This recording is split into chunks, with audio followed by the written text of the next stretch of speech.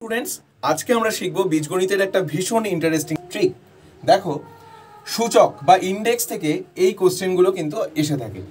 দেখো, বলেছে 4 to the power X equal to 8 to the power Y হলে X is to Y এর value কত হবে।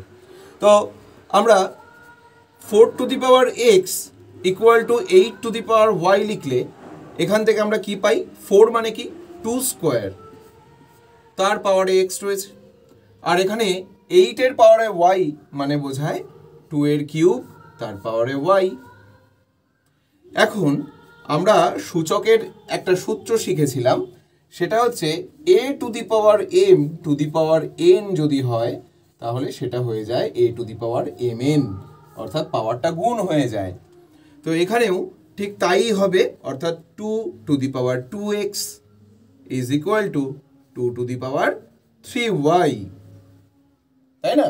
তাহলে এখান থেকে আমরা লিখতে পারি, দেখো এই বেসটা যেহেতু একই রয়েছে তাই এখান থেকে আমরা লিখতে পারি অতএব 2x is equal two 3y।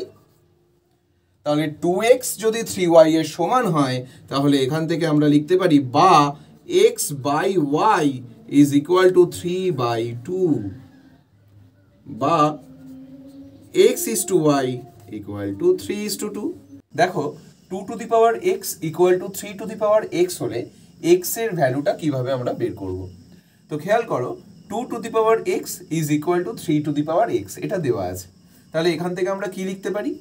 আমরা এখান থেকে লিখতে পারি 2 to the power x by 3 to the power x is equal to 1, লিখতে পারি তো। তারপর আমরা সূচকের একটা ফর্মুলা থেকে আমরা জানি যে 2/3 টু দি পাওয়ার x হবে, মানে ধরো a to the power m by b to the power m যদি হয় তার মানে বোঝায় a by b whole to the power m। তাহলে আমরা এখান থেকে এটা লিখতে পারি 2/3 whole to the power x is equal to 1, তাই না?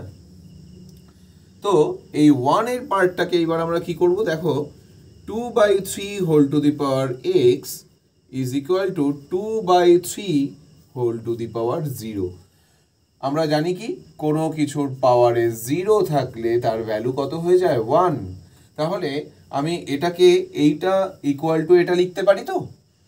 তাহলে এখান থেকে আমরা দেখতে পাচ্ছি যে এই সেম নিধান বা বেসের পাওয়ারে একটার পাওয়ারে x রয়েছে, আবার এটাই ইকুয়াল টু 2/3 তার পাওয়ারে 0 রয়েছে। তাহলে এখান থেকে আমরা বলতে পারি যে x ইজ ইকুয়াল টু 0, অর্থাৎ x এর ভ্যালু কত?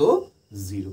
তো খুব সহজ একটা সুন্দর ছোট্ট অঙ্ক, কিন্তু অনেকে যারা প্রথম সূচকের অঙ্ক করছো তাদের এই ধরনের অঙ্কতে সমস্যা হয়, দেখেছি, বুঝতে পারো না তোমরা যে কিভাবে করতে হবে। তো আশা করি তোমাদের ভালো লেগেছে এবং তোমরা বুঝতে পেরেছো। এরকম আরও ছোট ছোট অঙ্ক আমি তোমাদের সামনে আগামী দিনে নিয়ে আসতে চলেছি। ভালো থেকো, টাটা।